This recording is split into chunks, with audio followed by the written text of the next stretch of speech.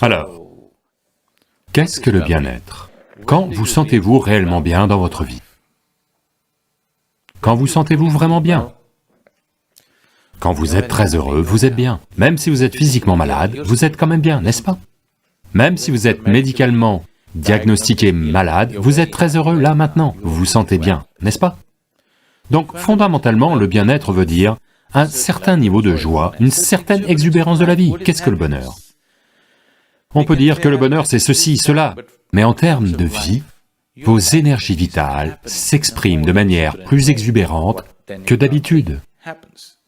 Dépression signifie que vos énergies vitales sont descendues très bas et y restent. Bonheur signifie vos énergies vitales sont exubérantes. Il y a beaucoup de façons de décrire le bonheur. Mais seuls ceux qui sont heureux savent ce que ça veut dire d'être heureux. Il n'y a personne qui n'a pas été heureux. Tout le monde a été heureux. Mais le problème, c'est qu'ils ne sont pas capables de le maintenir, c'est tout. N'est-ce pas? Tout le monde a été heureux. Au cours des dernières 24 heures, combien de moments de joie avez-vous connus? 1, 2, 3, combien? Vous pouvez peut-être les compter sur vos doigts. Beaucoup de gens n'ont rien à compter. Quand vous aviez 5 ans, un enfant, combien de moments de joie connaissiez-vous en 24 heures? Beaucoup, n'est-ce pas? Quelqu'un devait vous rendre malheureux. Maintenant, quelqu'un doit vous rendre heureux, n'est-ce pas? Toute l'équation a été inversée quelque part.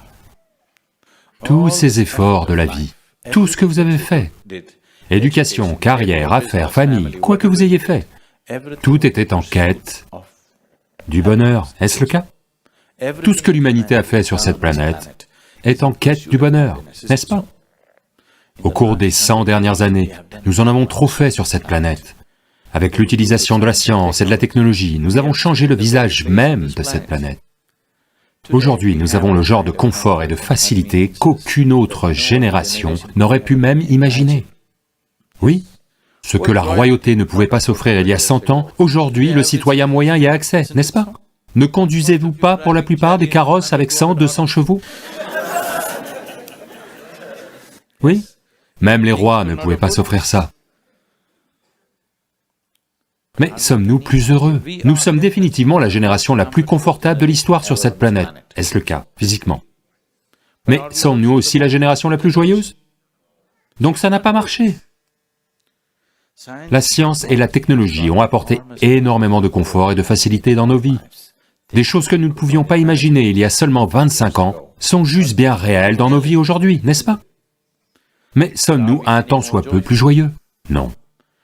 Et tout ce confort et ces facilités ne sont pas arrivés simplement. Ils ont énormément coûté à toutes les autres vies sur cette planète. Oui, toutes les créatures, de la plante à l'animal, à tout, y compris les êtres humains, ont payé un prix énorme pour créer ces conforts et ces facilités, et nous ne sommes même pas heureux.